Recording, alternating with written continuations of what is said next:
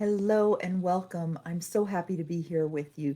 Today we're going to talk about holiday choices and going gently with yourself. How do we go gently with ourselves and others when there's so much that's expected of us and yet our grief journey is asking us to slow down and to take it easy? We're going to talk about that balance and how to be in a balanced place with the holidays, how to honor what you need and the needs of others as well. My name is Maria Kliavkov, and I am the Executive Director, founder of Healthy Mourning Revolution. We're all about revolutionizing the way you think about your grief journey. So let's get started here. I want to talk about this, but before we get into this topic, I want to answer a question that came in after our last Facebook Live, and it was such a great question. It was a question about what do I do if I have no one to share my memories with? And that brings us right into such a deep place, such an important question, because many of us have discovered that we haven't just lost one person that's near and dear to us, we've lost an entire generation. Or maybe we've lost all of the people who remember us when we were young. And what happens when you don't have anyone to share those memories with anymore? So, this is what's so interesting about generational conversations and teaching the next generation about the generation that has gone before. There's an opportunity always to share our memories by sharing with somebody who's younger than we are what we went through. It's not the same as sharing the memories with somebody who has those memories with us. That's for sure. So, where do we start with that? We start from the place of curiosity. What do I need to explore about my feelings around that? How do I feel about not having someone to share those memories with anymore? That's such an important question. And so, when we start exploring that question and we start allowing ourselves to feel angry about the fact that, we don't have those loved ones who shared the same memories, or sad about it, whatever the emotion is, when we open the doorway to allowing those emotions to bubble up and to come forward, what we begin to discover is that there is a way to share those memories, whether it's to say out loud and talk out loud what those memories are to an empty room, where we're literally just kind of doing a monologue saying, I remember when. And we start talking about those memories out loud, whether we start journaling it, whether we start talking about it with a new friend or in a group that maybe can hold that conversation with us, right? That's the advantage of support groups, is that we can have those conversations in safe spaces. So what do I do when I have no one to share the memories with because everyone who would have the shared memory with me has died? We start by getting real with ourselves about how we feel about not having someone to share that with. So I'm hoping that that answers the question and that helps us move forward in the conversation. If there's more to the question, please just let me know. Again, always feel free to put notes in the comment section. That's the advantage of being here live with me. And I see Donna and I see Charlotte and I see Joe, and it's so great to have all of you here. Um, I see that there are others, but I can only see the people who write comments in the comment section. Otherwise, I just see kind of an eye with a number next to it. So, welcome to everybody who's here with us. Let's talk about self care and the holidays, because that's really what today's topic is all about. And let's be honest about it. That's what's been the topic all week long, is how do we honor self care in the grief time and also recognize the holidays, because the holidays bring with them opportunities for us to convert our grief to mourning. So, again, grief is that internal experience of the loss. Mourning is the external expression of that. And when we can convert what's going on the inside into an external expression and kind of release ourselves from it, release our bodies from what our bodies have been carrying, we find relief and release. And so that's the purpose of being on the grief journey. And the grief journey will guide you. The grief journey will tell you where you need to go if you're not sure. So today we're going to really look at how does the grief journey do that? How does the grief journey talk to us? Because most symptoms of grief, be they physical symptoms, mental symptoms, emotional symptoms, wherever those symptoms show up, those are symptoms that are asking us to slow down. Grief wants us to slow down and to be present to what's going on. Holidays can be the exact opposite energy. It can be a mix of to-dos and, I've got to bake the cookies, I've got to write the cards, I've got to buy the turkey, I've got to dress the turkey and cook it. I need to do fill in the blank, right? I need to buy the gifts, I need to wrap the gifts, I need to do the decorations, I need to get the tree up. And all of that seems counterintuitive to what grief is asking us to do. Because quite often, grief, particularly in the first 3 to 6 months, grief is asking us to sit down on the sofa and breathe. And if that's where you are right now, and doing all of this holiday stuff seems just beyond possibility, then it's so important for you to give yourself the permission to take this holiday off. If that's what is true for you to do, that you need to just not engage with the holidays, you need to be willing to give yourself the permission to do that. So I'm just going to give you all a minute to breathe that in, because that's the stepping stone to giving yourself the permission to doing whatever is true for you to do this year, and letting go of anything that's just not true for you to do.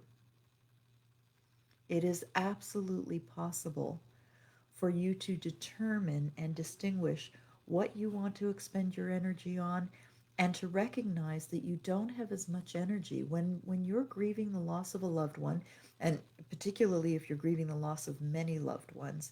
You just don't have that energy. All of your energy is going towards the grief. It's going towards answering the question, where are they now, and finding where that relationship is now. There are holiday traditions that will allow you and support you and help you in finding where they are now.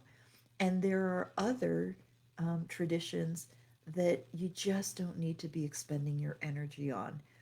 Your grief will guide you in determining what is for you to do and what you can let go of this year. And I invite you to begin to hear the voice of your grief. Begin to hear what your grief is asking you to do, because you are the expert on your grief. You know what energy you have to expend, and you know what energy is just beyond you right now to expend. Where do you need to conserve your energy? So, as we look at it as a balancing act as we move forward between conserving our energy and choosing wisely what to expend our energy on, our grief is going to guide us to expend the energy on the things that will move the grief journey forward. So, if being with families and friends, first of all, if that's possible in this time of COVID, because it may not be, and that may be a godsend. I want us to really rethink about what's going on in the world today and recognize, for people who are grieving, for whom the natural rhythm is to slow down and perhaps to detach a bit from the world, that we may be able to use what's happening in the world as the excuse. If we can't bring ourselves to say, you know what, I'm not comfortable going, we can actually say, I'm feeling the need to self isolate, and so I'm going to choose to stay home. If that's what needs to happen, then that's what needs to happen. If we want to connect via Zoom to family members, and sharing stories becomes an important part of that, the energy that we expend to connect with our loved ones may be exactly what we need to do so that stories can start to come forward. Is this making sense? Is what I'm saying kind of resonating? For those of you who are commenting in the comment section, can you just give me a thumbs up? Let me know if this is landing and if this is making sense for you. I'm going to take a quick sip of water while I wait for you to do that. In all of my Facebook Lives, We play a game where every time I take a sip of water, I encourage you to take a sip of water or tea or whatever you brought with you, because dehydration is a big part of that grief journey. And so we want to make sure that we're constantly replenishing ourselves with water or whatever the beverage is that will replenish you. So thank you for those thumbs up. It is, as always, that's so sweet. Thank you, Donna. So here's the thing, we need to be careful, and our grief journey will tell us when we've gone too far, when we can't expend any more energy. How does it do that? We start feeling exhausted and tired. That tiredness, that exhaustion that comes very naturally is coming from a place of our grief saying to us, slow down now, please. We just don't have the energy now. Can we please slow down? And so, what I'm asking each of you to do is to tune in and to trust your own knowingness of where that is. In the early days of grief, often what we need to do is something called dosing. Dosing is where we spend some time paying attention to what's going on and being with family and telling stories and stuff. And then there comes a time when we need to be away from it. You know, if you need to know how to do this, just look at children. Children are fascinating, particularly during a funeral. You know, when we had funerals where we had the body laid out, children would go up and they might even touch the body and they would get really curious and they would want to understand. And you know, the parent would often be there trying to get Johnny to sit down next to mom and no, don't go up there, and be still, be quiet. And little Johnny would go from being really curious and wanting to learn more into going out and playing in the parking lot and not thinking a thing of granddad who just died, right? That's a natural dosing process. Children are brilliant at it, where we take in as much information as we can and then we realize we need to do something else. For adults, often the something else that we need to do is we need to take a nap. We need to be shut down. We need to go away from it. And we need to give ourselves the space and the grace to do that. Dosing can turn into avoidance if what we're doing is the techniques that we used for dosing, whether it was, you know, to watch TV kind of mindlessly and not be aware of what's going on there. If suddenly 8 months later, a year later, whatever it is, we're doing it and we're feeling uncomfortable doing it. And this is how you know dosing is inappropriate, is suddenly what you used to do that worked really well for you, suddenly what worked really well for you in dosing, you're feeling uncomfortable doing. The uncomfortableness is actually more messages from your grief. And it's the messages telling you it's not true for you to dose anymore, that it's time to actually work through some of the stuff that's coming up. So, part of what we want to do in the holidays is we want to know when we need to be dosing ourselves. We want to honor our grief journey always. And we want to know when we're avoiding something, when it just feels like that would be too uncomfortable to do. And so a lot of what we talked about in on Monday and on Wednesday in parts 1 and 2 of this series, we talked about when we're avoiding something because of uncomfortable situations with the family and what we can do to soften that. I want to be very mindful as we talk about going gently through the holidays as we move forward, that what we're talking about is listening to our inner cues and giving ourselves permission when it's not for us to do something. It's really important that we be willing to give ourselves that permission. And so that's what I invite you to do. I'm going to kind of give you a test case scenario around this so that you can hear what I'm talking about at a deeper level. But before I do that, I just want to mention in the description for this, I'm going to put not one link, but 2 links in there because I want to let you know what we've got coming down the road. As you all know, if you've watched the videos before, this is literally the last day that you're going to be able to buy into the Healthy Morning Revolution program, HMR 2020-2021. So we're going to be grandfathering everybody who's in the Healthy Morning program today at the price that you signed in for the subscription. That will be your subscription price throughout all of next year. You're going to be grandfathered in at this really low rate, and this really low rate will go away as of midnight Eastern time, and then this rate will not exist ever again. So it's 49, US dollars a month to be part of a group that meets once a week on Tuesdays on Facebook Live. If you can't be with us live, that's okay. We record it. Every week we talk about a different conversion technique. And during the month of December, we're going to be adding a second Facebook Live, also on Tuesdays. And the second Facebook Live is going to be very specific to conversion techniques that will help you walk through the holiday season. Exactly what we're talking about here about finding that balance, that's what we're going to be doing all through the month of December. So if you'd like to have that added bonus of the December special conversion techniques, so instead of 4 Facebook Lives this month, we're going to be doing 8 Facebook Lives a month, just to make sure that the holiday you have the support that you need. And then we do a Q&A once a month.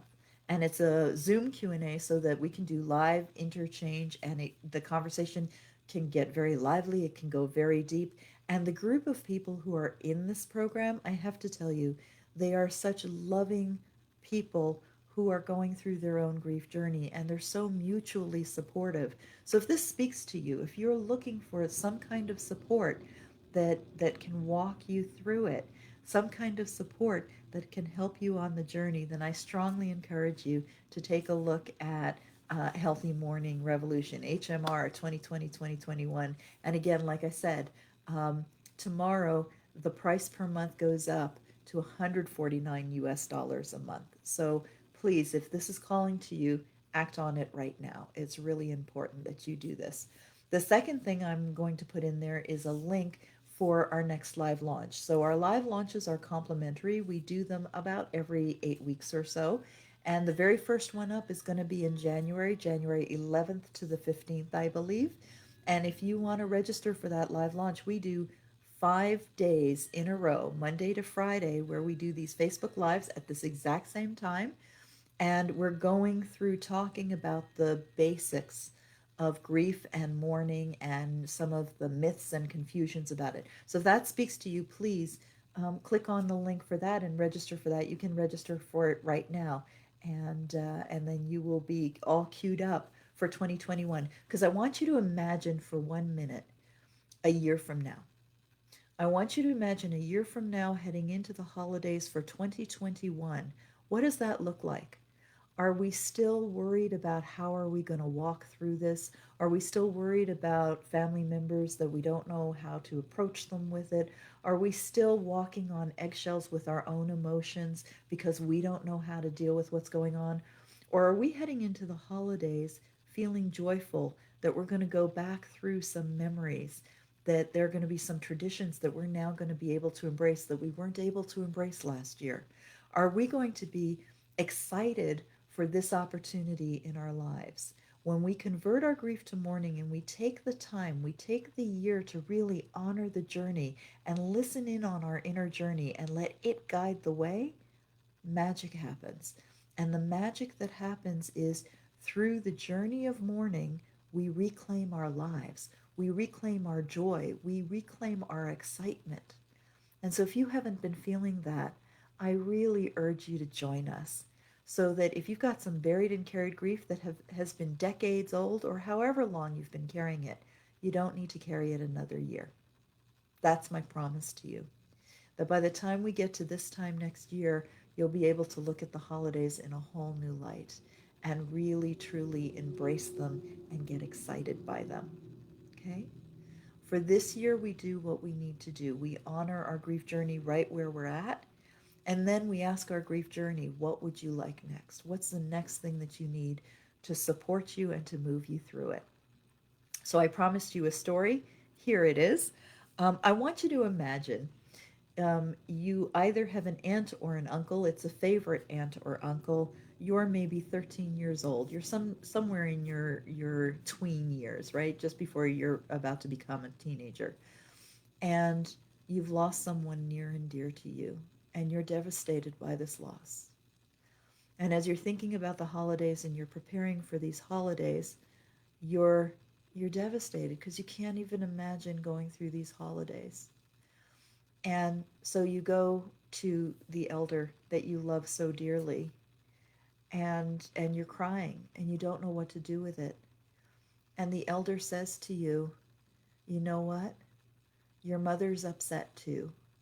And you just need to buck up a little bit because the worst thing for your mother right now is to see you cry. And so, what I'm going to ask you to do right now is to dry those tears because she needs to see you happy.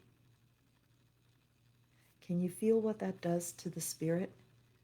Can you feel what that does to the 13-year-old soul? Right?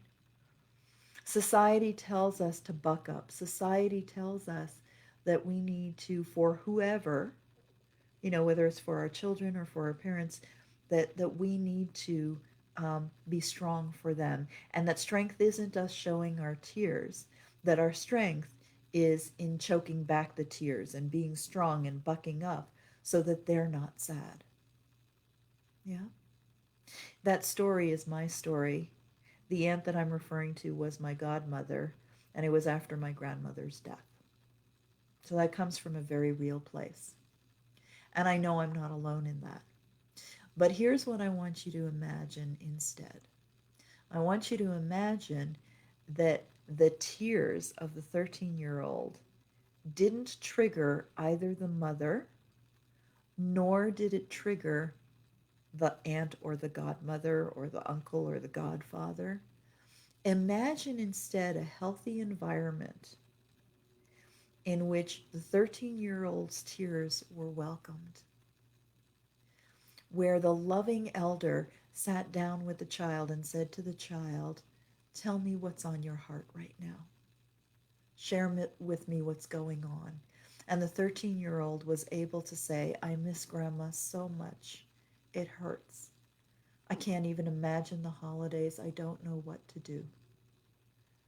And instead of buck up messages, the elder was actually able to say, "I know, sweetheart, I hurt too." And that they were able to share that environment. Can you imagine how different that holiday might have looked if instead of protecting the mother from what perhaps the mother needed, the mother was called into the conversation? Just imagine for a moment that you are the catalyst for change in your family, that how you handle grief and mourning this holiday season will have repercussions for generations to come because you're brave enough to walk the walk and listen to your grief journey. And if somebody else in your family is hurting, that you, even in your own grief, can be present to their grief too. That you can be the gentle ear that the 13-year-old needs. You see, for most of us, when we're in our grief journey, we revert back to what we learned when we were children about grief. I see Charlotte saying, ouch. Yeah, it was an ouch. Absolutely, it's an ouch. Is there a way that instead of perpetuating that idea of the grief journey, if instead we could begin to be the compassionate family member that teaches the family a different way to approach this? I invite you to do this. If you're not sure how to do this, I invite you to send me a direct message. Let's have a conversation. My mission is about creating compassionate communities, one family at a time. It's all about learning how to be the elder who can be there for the child. And sometimes that child that's crying is really our grief on the inside. And it's the grief that we've been bearing and carrying for a really long time. Because I guarantee you, for both my godmother and my mother, what was happening for them is my tears were triggering their grief that was simply awaiting the welcome. And my tears were the welcome place. And instead of welcoming it in, it was shut down at that time. I'm really happy to say that got healed. And it got healed with both of them. The conversations happened. So if you're not sure what to do with this, contact us, reach out to us, sign up for the program if that feels true for you. If you check into your grief and your grief is going, bring me in, we want that, we need that, then please do that. Honor what is true for you to do in this grief journey. Most of all, go gently with yourself, not only through the holidays but throughout your grief journey. It's a gentle go that can be with ease and grace when you allow it to be. Much love to you all. Be well, be healthy, and enjoy a holiday with ease and grace. Namaste.